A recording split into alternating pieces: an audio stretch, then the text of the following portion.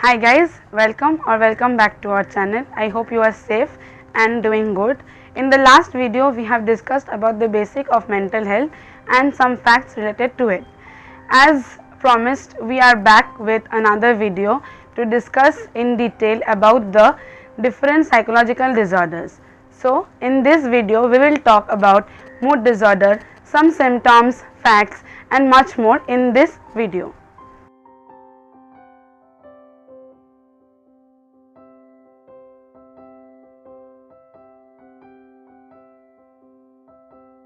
So you guys must wonder that why suddenly we'll discuss about mood disorder.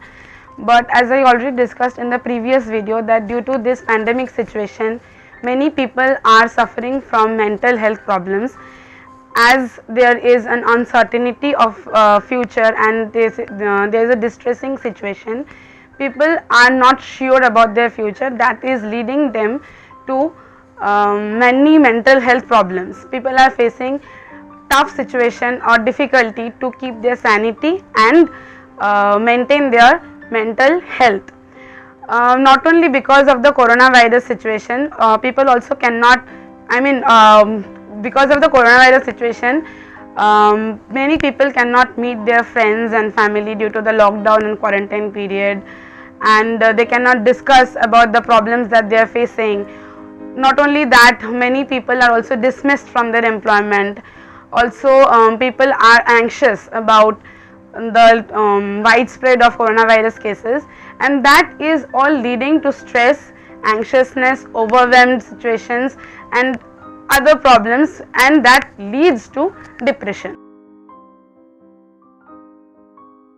So first discuss about the statistics related to depression. According to WHO, more than 264 million people suffer from depression all over the world, and around 8 lakh people die due to suicide every year. And as already discussed in the previous video, we have seen that women suffer more in depression as compared to that of men, and it is also seen that suicide is one of the leading causes of death among 15 to 29 years of age, and about 76 to 85% people in low and middle economic countries do not receive any treatment due to mood disorders or related to mood disorders. Also in children within like 6 to 12 years of age, 2% and 3% of these children suffer from depression. 20% of adolescent girls suffer from depression, while 6.8% of adolescent boys suffer from depression. Not only that, 48 to 50% of economy suffers due to lack of productivity, frequent absence, and these are caused all due to depression.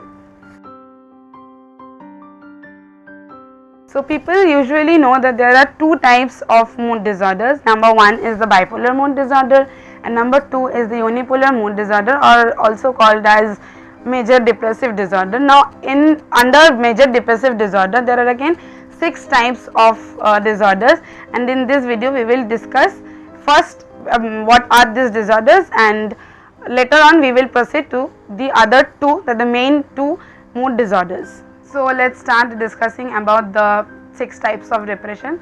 So the first one is the persistent depressive disorder. This is a mixture of two mental conditions. Number one is the mild depression and number two is the chronic depression. The symptoms last for at least 2 years and even more. The second depression that I will talk about is the seasonal affective disorder. It is also known as SAD or SAD, and in this depression the individuals mostly suffer from depression for a particular season, that is mostly winters, and as summer and spring approaches the depression fades away. And number 3 is the disruptive mood dysregulation disorder. This is mostly common among children up to 18 years of age, and in this children mostly remain agitated, irritated, and they have frequent temper outbursts. They cannot keep themselves calm at a longer stretch. The next depression that we will talk about is the postpartum depression. In the postpartum depression, the women generally suffer from this depression in the weeks or months after delivering their child. Next, the next depression, which is I guess the fifth depression that I'll talk about, is the geriatric depression. This is mostly common among older adults, and there can be few episodes of helplessness or upset mood, but the lasting of these episodes should not be present, and that can be the signal for depression. The last one that I'll discuss about is the premenstrual dysphoric disorder. In this disorder, this is mostly faced by the women, and this is common when there is the onset of menstruation. The women generally feel depressed at that time. So now that we are done with the 6 major types of depression, let's discuss about the 2 common mood disorders that we mostly know, that is the unipolar mood disorder or the major depressive disorder and the bipolar mood disorder. So I have already told that unipolar mood disorder is also known as the major depressive disorder, and it is also termed as clinical depression. Now it is said that around 10 million people suffer from mood disorders and both the mood disorders. So first let's see the symptoms of the depression. So the 2 very important symptoms of depression is that number 1 is that there are continuous report of low, sad and unhappy moods, and number 2 is that there is complete loss of pleasure in doing the activities that one used to love to do previously.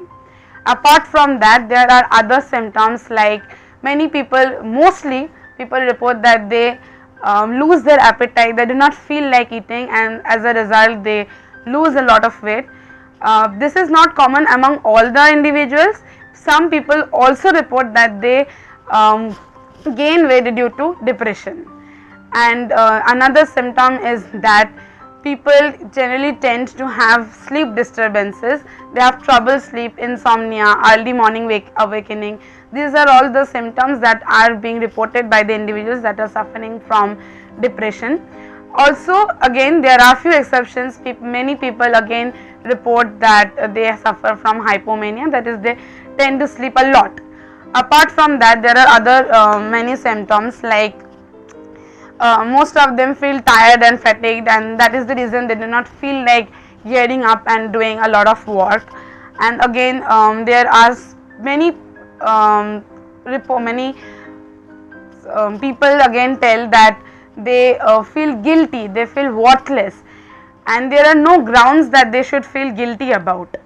Again, another symptom that is very common is that they do not feel like doing any cognitive function. They cannot work in the cognitive function, that is, they cannot attend to a particular stimulus, they cannot think, there is a problem in decision making, there is a problem in problem solving and all these cognitive functionings. The next thing that is common is that there is frequent suicidal thoughts and tendencies. Mostly people report that they have tried committing suicide at least once in their whole depressive episode. So moving on to the bipolar mood disorder, as the name suggests, there are 2 poles. Number 1 is the manic and number 2 is the depression. So the people suffering from bipolar mood disorder have wide mood swings between mania and depression. So we have already discussed about the symptoms of depression, and let's discuss about we will discuss about the manic symptoms of mania. Before that, I would like to tell that in this disorder, people have one full-blown episode of mania, 1 week full-blown episode of mania, and in the next week they suffer from depression. So let's continue with the symptoms of mania. Number 1 that is quite common is they mostly feel very elated, excited and overwhelmed in all the situations every time. Number 2 is that individuals mostly suffer from severe euphoria, that they are very much excited. And number 3 is that there is a false belief of superiority. They have inflated self esteem and they feel that they are superior to the other people that they live with or have connection with. The next symptom is that the people who are in the manic episode, they generally feel restless. They are so much active that they feel restless all over the day. The next one is that they have difficulty in concentrating and they generally have rapid speaking. Also they get easily distracted from the topics that they talk about, and the people who they are communicating with do face many problems. The next thing is that they mostly show very risk taking behaviors, and these are all the symptoms that is common during the manic episode. Along with these symptoms, they also have the depressive symptoms. So for 1 week they exhibit these symptoms, and in the next week only they exhibit the symptoms that are mostly seen in the depressive disorder. So there can be many causes that lead to depression, and that can be attributed to genetic factors and biological factors like different enzyme related factors like serotonin, norepinephrine and etc. Also apart from that, there can be various environmental and individual factors that can lead to depression. And since this video is going to be too long if I discuss about all the causes in detail, so I am not going to discuss all the causes in detail, and let's move on to the treatment. Now who or the other mental health associations tell that depression or mood disorders cannot be fully curable, but they can be treated at a maximum level. Now what are the treatments that are available for the people who are suffering from mood disorders? First one is antidepressant. It is very common. If you consult any psychologist or psychiatrist regarding depression, they can prescribe you some antidepressant, and that might help you with depression. Other than that, you can also go for counseling sessions or psychotherapy, and this in this treatment though it is a very long process, but it goes in the root of the causes and tries to address the root and accordingly treats the problem. The next one is the cognitive behavioral therapy, and this also have many positive effects on the people who are suffering from depression, and this is very structured and problem focused. So what does the psychiatrist or the psychologist do in this kind of therapy is that they tend to know what the person who is suffering from this disorder is thinking, and accordingly they treat the problem. And the other one that is common, there are also other treatments, but the other one that I will talk about is the ECT or the electroconvulsive therapy. Now this is the common current shock therapy that everyone knows about in the psychological disorders, and actually this was first tried on the schizophrenic patients, but it didn't really work on them, but it had major positive effects on the people who are suffering from mood disorder. But of course, before giving the electroconvulsive shocks to in the brain, they do the anesthesia that is required. So if you feel that you have any of the symptoms of these two mood disorders, then there is nothing to be ashamed of. All you need to do is talk to your friends and family, whomever you are close to, and consult a therapist or a psychologist regarding this matter. They will be the perfect people to help you guys in this matter. So if you like this video and found the video helpful and informative, then please hit the like button, comment down below your feedback, suggestion or query whatever you have, and also subscribe to our channel, share it among your friends and family, and keep supporting. Thank you.